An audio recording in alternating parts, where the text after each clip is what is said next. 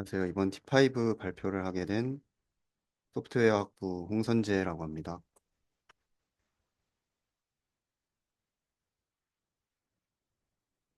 네, 첫 번째는 인트로덕션, 두 번째 셋업, 세 번째는 그 실험 결과, 그 다음 네 번째 리플렉션, 다섯 번째는 아웃룩, 그 다음 레퍼런스 순서로 발표하겠습니다. 첫 번째 인트로덕션에서 문제 제기를 합니다. NLP 모델이 다양한 텍스트 기반 과제를 잘 수행하려면 텍스트에 대한 일반적인 능력을 가져야 합니다. 이 이해는 철저 수준까지 요구합니다. 예를 들어 튜바는 대부분의 백팩에 들어가지 않는다는 상식 수준까지 다양합니다. 이러한 능력은 과거에 워드2백이나 글로브 같은 방법으로 단어 임베딩을 통해 일부 제공되었지만 요즘은 모델 전체를 전체 학습해서 얻는 것이 더 일반적입니다. T5 프레임워크에 대해서 설명하겠습니다. 모든 NLP 과제를 하나의 방식으로 통일하자가 T5의 핵심 아이디어고요. 텍스트 투 텍스트를 말 그대로 텍스트 입력을 텍스트 출력으로 하는 것입니다. 번역, 요약, 질의응답, 문장 분류 등 모든 과제를 문장 생성으로 바꿔서 하나의 모델로 정의합니다. 이 방식의 장점은 하나의 모델 구조, 하나의 손실함수, 하나의 파라미터 세팅, 하나의 학습 앤 디코딩을 할 수 있습니다. 이러한 통일된 텍스트 투 텍스트 접근 방식을 통해 전이 학습의 다양한 설정들을 체계적으로 비교할 수 있습니다. 다양한 사전학습 오브젝트, 구조, 전이 방법 등을 대규모 실험을 통해 비교 분석, C4 깨끗하게 정제된 초대형 웹 텍스트 말뭉치 제공, 최대 11밀리언 파라미터 모델까지 실험했고, 모델 데이터셋 코드까지 공개했습니다.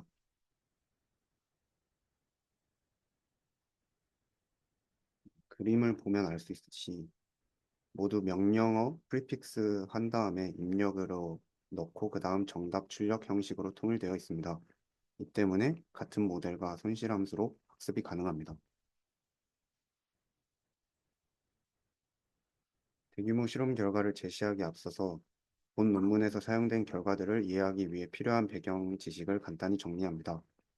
여기에서는 트랜스포머 모델 구조와 우리가 실험에서 평가하는 다운스트림 태스크들이 포함됩니다. 모든 문제를 텍스트 투 텍스트 형식으로 처리하는 접근 방식과 비지도 학습에 사용할 라벨이 없는 텍스트 데이터 원천으로 만든 크로스알 클린 크로우드 코퍼스에 대해서 설명합니다. 그리고 이 논문에서 제안한 모델 및 프레임워크를 T5라고 부릅니다. 자연어 처리에서의 전이학습 초기에는 RNN이 주로 사용되었지만 최근에는 트랜스포머 구조를 기반으로 한 모델들이 일반화되었습니다. 트랜스포머는 처음에는 기계 번역에서 효과적임이 입증되었지만 이후로는 다양한 NLP 작업에서 사용되고 있습니다. 이러한 보편성으로 인해 이 논문을 실행한 모든 모델은 트랜스포머 아키텍처 기반으로 합니다. 우선 트랜스포머의 대략적인 구조를 알아봅시다. 트랜스포머는 RNN이나 CNN 없이 셀프 어텐션으로만 시퀀스를 처리하는 딥러닝 모델로 전체 구조 인코더, 디코더 아키텍처이고 인코더, 디코더는 동일한 블록을 여러 번 반복합니다.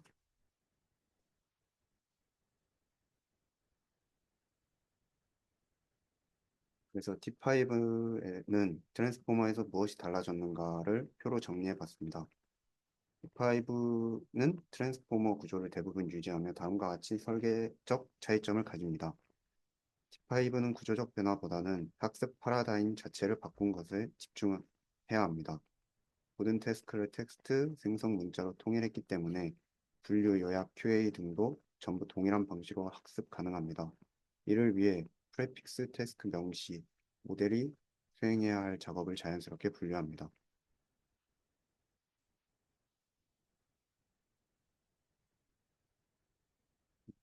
C4에 대해서 설명하겠습니다. 기존 많은 NLP 전이학습 연구들은 대규모 라벨이 없는 데이터셋을 활용해 비지도 학습을 진행해 왔습니다. T5 논문에서는 이런 라벨이 없는 데이터의 품질, 특성, 크기가 같은 전이 성능에 어떤 영향을 미치는지 측정하고자 했습니다. 이를 위해 저자들은 웹에서 수집한 텍스트 데이터 원천으로 커먼 크롤을 활용하여 우리가 원하는 특성을 가진 데이터셋을 만들었습니다.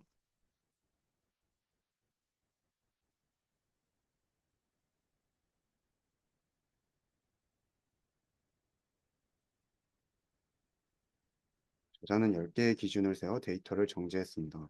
첫 번째, 마침표, 느낌표, 물음표, 인용 부호로 끝나는 줄만 유지하고, 두 번째는 세 문장 미만의 페이지는 제외하고 단어 5개 미만의 줄도 제외했습니다.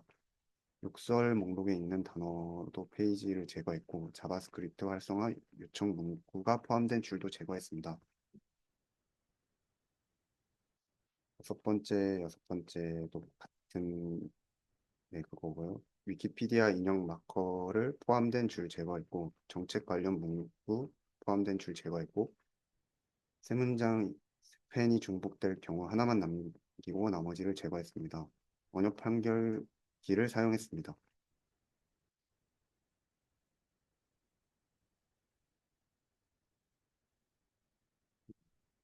다운스트림 태스크에 대해서 설명하겠습니다. T5는 자연어 처리 모델의 변문적인 언어 이해 및 생성 능력을 평가하기 위해 다양한 다운스트림 과제에 적용하였습니다.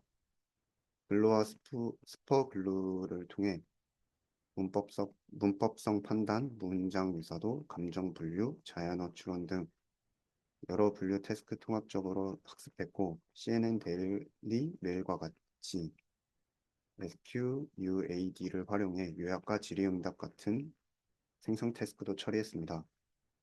특히 SQUAD를 활용해 요약과 질의응답과 같은 생성 태스크도 처리했습니다. 특히 T5는 질문의 정답조차 토큰 단위로 직접 생성하여 기존의 방식과 차별점을 보였습니다.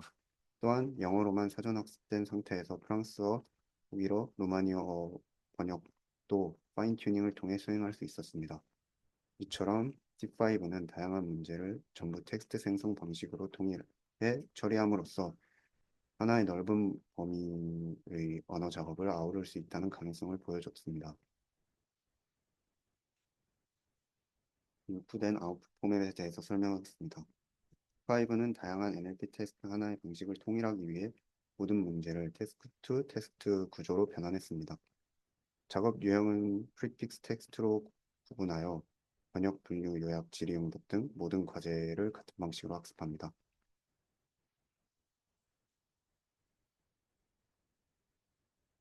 한 번 실험 부분입니다. 최근 자연어 처리 분야에서 전이학습의 발전은 새로운 사전학습 모델 구조, 비지도 데이터셋 등에 의해 이루어 왔습니다. 5는 이러한 기법들이 각각 어떤 영향을 미치는지 실험적으로 분석하고 그 결과를 바탕으로 여러 태스크에서 최신 성능을 달성하는 것으로 목표를 했습니다. 이 연구에서는 하나의 기본 설정을 기준으로 두고 매 실험마다 단 하나의 요소만 변경하는 방식으로 구성되어 있습니다. 예를 들어 사전학습 오브젝티브를 비교할 때는 모델 구조나 데이터셋 등을 고정하고 오브젝티브만 다르게 설정해 그 효과를 분석합니다. 물론 이 방법은 조합 간 상호작용을 놓칠 수도 있겠지만 모든 조합을 탐색하는 것은 현실적으로 불가능하기 때문에 효율적인 접근이 필요했습니다. 또한 버트처럼 인코더 온리 구조를 그대로 구현하기보다는 그와 유사한 목표나 역할을 수행하는 구조를 변형해 테스트하였습니다. 결과적으로 T5는 다양한 아키텍처, 학습 방법, 데이터셋, 정의 전략, 모델 크기에 대한 실험을 순차적으로 진행하고 마지막에는 이 결과물을 조합하여 여러 태스크의 최고 성능을 달성하게 되었습니다.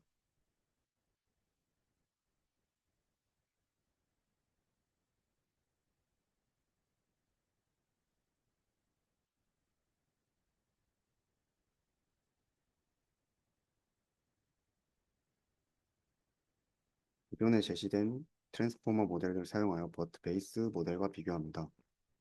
FFN의 아웃풋 디멘셔널리티는 3072입니다. 키와 밸류 행렬들에 사용되는 이너 디멘셔널은 64입니다.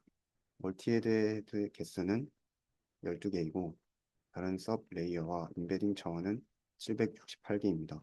이는 곧 220만 밀리언 파라미터로 버트 베이스의 약 2배입니다. 프리트레이닝에 대해서 설명하겠습니다. 데이터셋은 C4로 했고 시퀀스 길이는 512, 배치 크기는 128. 그래서 총 토큰의 수는 34B 토큰입니다. 참고로 버트는 130B, 137B, 오브 버트 A는 22T 토큰을 사용하므로 T5는 상대적으로 적은 토큰으로 학습되어 컴퓨팅 효율성을 고려한 설계입니다.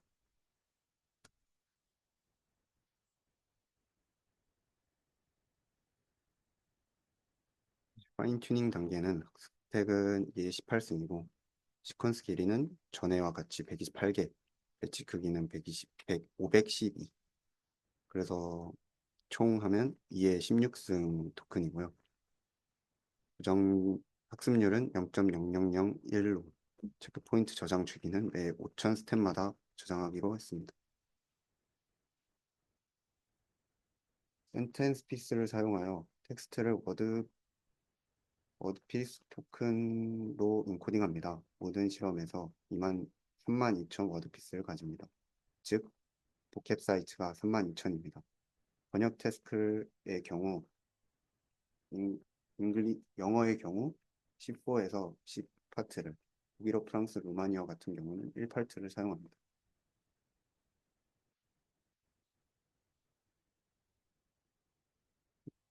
파이브의 디노이징 오브젝트에 대해서 설명하겠습니다. 파이브는 버트의 마스킹 아이디를 착안해서 디노이징 오브젝트를 사용합니다. 첫 번째, 입력 문장에서 15%의 토큰을 무작위로 선택해 드랍합니다. 연속적으로 드랍된 단어들을 하나의 덩어리, 스팬으로 취급합니다. 각 스팬은 엑스트라 아이디 0, 엑스트라 아이디 1 같은 고유한 토큰으로 대체됩니다. 모델의 출력은 드랍된 원래 토큰들로 구성되며 해당 부분도 토큰으로 구분됩니다.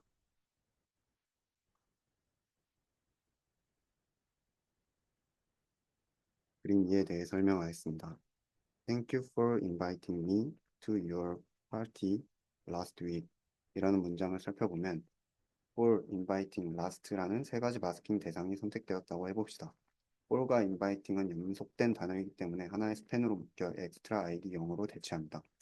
last는 별도의 단어이므로 extra 1로 대체됩니다. 변환 결과 input은 thanks extra me to your party extra id 1 week 이렇게 되고 출력은 extra id 0 for inviting extra id 1 last extra id 2입니다. 여기서 extra id 2는 출력의 끝을 알리는 센티널입니다. 마스킹은 단어가 아닌 연속된 문장 조각으로 단위를 수행하고 버트처럼 입력에서 마스킹된 토큰을 예측하는 게 아니라 출력에서 드롭된 토큰을 생성합니다. 입력과 출력이 완전히 분리된 디코더, 인코더 구조에 적합하고 센티널 토큰은 단순히 마스크 토큰이 아니라 드롭된 위치를 명시적으로 가리키는 식별자입니다. 이 방식은 일반적인 단어 복원보다 더 어려운 언어 이해 능력을 요구하며 번역, 요약, 질문, 응답 등 생성형 작업에서도 잘 맞는 사전 학습 목적이 됩니다. 또한 전체 시퀀스를 예측하지 않고 드랍된 부분만 예측하기 때문에 학습 효율도 높습니다. T5의 사전 학습 오브젝트는 버트의 마스킹 방식을 확장한 스팬 커럽션 방식의 디노이징 오브젝티브입니다. 문장에서 일부 연속된 단어들을 삭제하고 그 위치에 센티널 토큰을 넣으며 모델은 해당 삭제된 단어들을 복원하도록 학습합니다. 이 방식은 텍스트 생성의 중심 인코더 디코더 구조와 매우 잘 어울리며 실제로 다운스트림 태스크에도 좋은 성능을 보이는 걸 알 수 있습니다.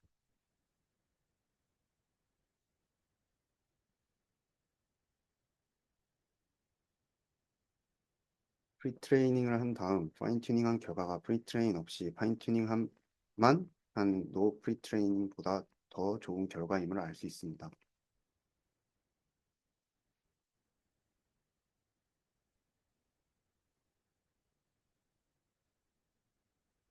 세 번째 그림에서는 왼쪽, 오른쪽, 그다음 가운데 이렇게 설명을 들 수 있는데요. 우선 T5는 세 번째 구조를 따르고 첫 번째 구조부터 설명을 하자면 모든 색이 검은색임을 알 수 있습니다. 출력 Y1부터 Y5까지 모든 출력이 전체 입력으로 다 볼 수 있습니다. 이 방식은 인코더에서 사용되며 전체 입력 시퀀스를 동시에 보고 모든 관계를 학습할 때 사용됩니다. 문장 인코딩, 요약 입력, 분류 문제 등 모든 입력을 다 참고하기 때문에 바이 디렉셔널 어텐션이라고 볼 수 있습니다. 소셜 마스크 출력은 Y1에서 X1까지만 볼 수 있고 Y2는 X1에서 X2까지만.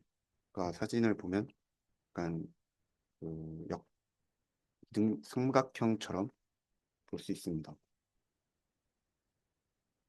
이번은 미래 정보를 차단하는 오토 리그레시브 디코딩 상황에서 사용됩니다. GPT 모델과 T5 디코더처럼 왼쪽에서 오른쪽으로 생성하는 모델이 따릅니다.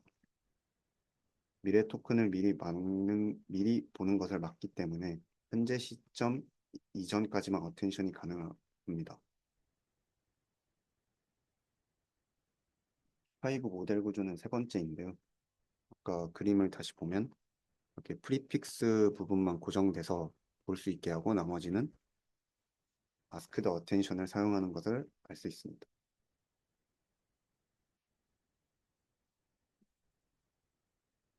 트랜스퍼 기반 모델은 구조적으로 다양한데 이들을 구분짓는 핵심은 바로 셀프 어텐션에서 사용하는 마스크의 종류입니다. 각 구조는 입력과 출력 사이의 어텐식 방식에 따라 모델의 표현력과 생성 능력을 줍니다.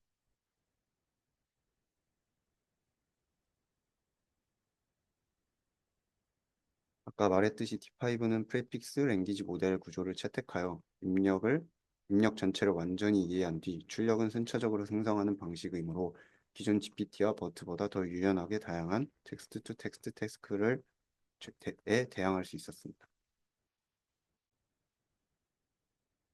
왼쪽은 인코더 디코더 구조이고 가운데는 랭귀지 모델, 오른쪽은 프리픽스 LM입니다.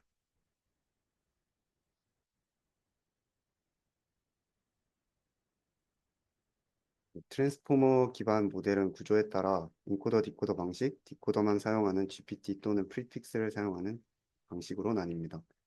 하지만 이들은 실험적으로 비교하려면 어떤 기준으로 동등하다고 볼 수 있을지 먼저 정의해야 합니다. 모델 간 파라미터 수를 같게 맞출 수도 있고 또는 주어진 입력 출력상을 처리할 때 드는 계산량을 기준으로 비교할 수 있습니다. 문제는 이 두 기준이 서로 일치하지 않는다는 점입니다. 인코더 디코더 구조는 인코더와 디코더 각각 L층씩 사용하므로 총 L 곱하기 2개의 층입니다. 파라미터 수로 보면 이는 디코더 온리 구조에서 L 2개 L층과 비슷합니다. 하지만 실제 계산량은 다릅니다. 이를 바탕으로 논문에서 공정한 비교를 위해 여러 구성을 정의했습니다. 기본 인코더 디코더 모델, 인코더 디코더가 파라미터를 공유하는 구조, T5가 여기에 해당합니다. 계산량을 줄인 경량 구조, 디코더 온리 구조, GPT가 여기에 해당합니다. 그리고 프리픽스를 활용한 구조 등을 서로 비교할 수 있습니다.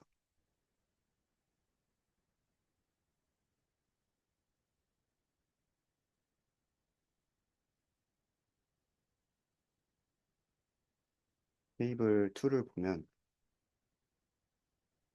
P를 12층 베이스 트랜스포머 레이어 스택 파라미터 수, M을 인코더 디코더 모델이 하나의 시퀀스를 처리하는 데 필요한 연산량으로 정의합니다. 가 아키텍처는 다음 두 가지 사전 학습 목적을 통해 평가되었습니다. 디노이징 오브젝티브, 랭귀지 모델링 오브젝티브.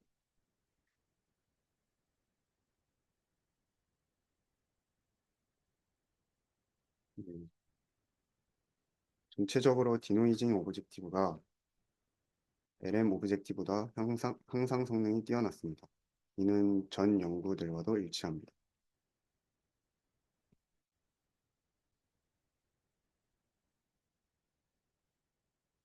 3.7절 Putting it all together에 대해서 설명하겠습니다. 첫 번째는 오브젝티브 변경입니다. 기존 베이스라인에서 사용했던 디노이징 오브젝티브 대신 스팸 버트에서 영감을 얻은 스팸 커럽션 오브젝티브로 교체했습니다. 평균 스팸 길이는 전체 문장의 15%를 마스킹하고 이 방식은 타겟 시퀀스를 짧게 만들 수 있어서 계산 효율이 높습니다. 두 번째는 학습량을 32배로 증가했습니다. T5는 베이스라인보다 훨씬 오래 학습합니다. 약 1조 개의 토큰으로 프리트레이닝을 진행하여 이는 버트의 4배, 엑셀넷의 16배, 로버트 A의 14배의 수준입니다. 반복 학습을 피하기 위해 대규모 크롤링 데이터셋인 C4를 계속 사용했습니다. 모델 크기 다양화. 5개 크기의 모델에서 실험했습니다. 스몰, 베이스, 라지, 30빌리언, 3빌리언, 11빌리언. 특히 3B, 11B FFN의 크기를 대폭 늘려 TPU 환경에서 효율적인 연산을 유도했습니다. 네 번째는 멀티태스크 프리트레이닝 도입했고, 다섯 번째는 GRUE, 슈퍼 GRUE 파인 튜닝 전략을 변경했습니다. 여섯 번째는 빔 서치를 사용했습니다. CNN, DM 요약, WMT 번역 같은 길이가 긴 출력에는 빔 위드를 4로 해놓고 랭크 페널티를 0.6 설정으로 빔 서치를 사용해 더 나은 결과를 얻었습니다. 테스트 세트 결과 보고 이제는 밸리데이션이 아닌 공식 테스트 셋 결과를 사용했습니다. SQUAD의 경우 11B 모델은 서버 리소스 부족으로 밸리데이션 기준 결과만 사용했지만 타 모델과의 비교는 여전히 가능했습니다.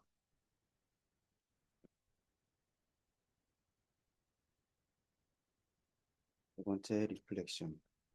E5 논문은 방대한 실험을 통해 어떤 사전학습 구조와 전략이 효과적인지 체계적으로 탐구해 왔습니다.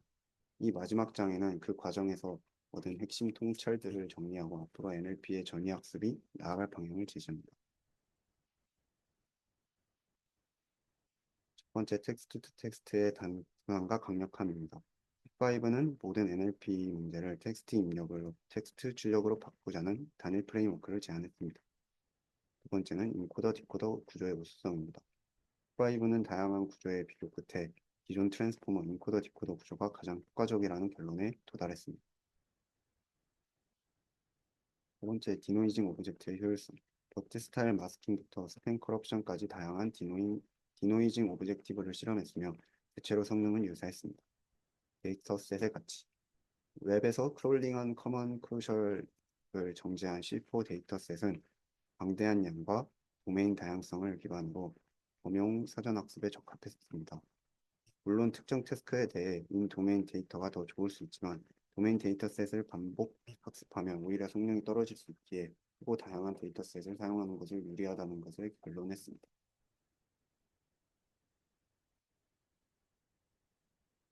첫 번째는 학습 전략인데요. 파인 튜닝 시 모든 파라미터를 업데이트하는 방식이 일부만 업데이트됐다는 방식보다 더 좋은 성능을 냈습니다. 또 여섯 번째, 스케일링의 중요성. 모델 크기, 학습 데이터양, 모델 앙상블 모두 성능을 높이는 데 도움이 되었습니다. 특히 작은 모델을 오래 학습하는 것보다 큰 모델을 짧게 학습하는 쪽이 더 효과적이었습니다.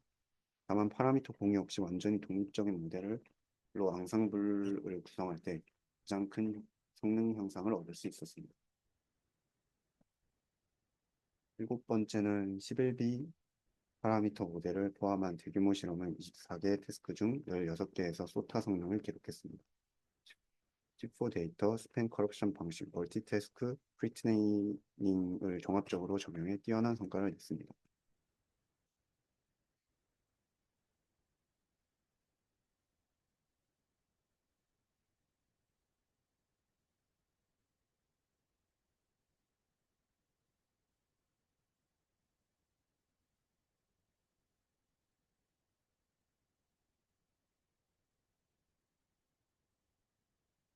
우리에 앞서 제가 논문을 읽고 향후 전향의 전망에 대해서 설명하겠습니다. 큰 모델이고 불편하지만 성능이 좋았습니다. 그리고 더 나은 지식 학습 방식이 필요한 것 같습니다. 그리고 테스트 간 유사성에 대한 이론 정립이 필요했고 언어 비의존적인 모델의 필요성을 느꼈습니다. 그리고 마무리로 5 논문은 단순히 하나의 모델을 제안하는 데 그치지 않고 NLP에서 트랜스퍼 러닝이 어떻게 작용하는지에 대해 정교한 실험적인 탐구입니다.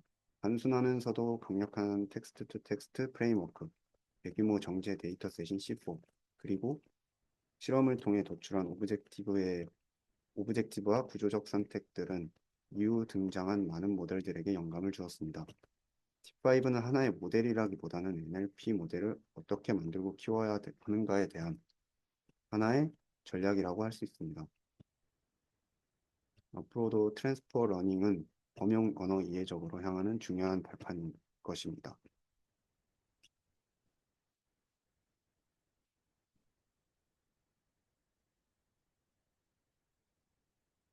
제가 참고한 레퍼런스들입니다.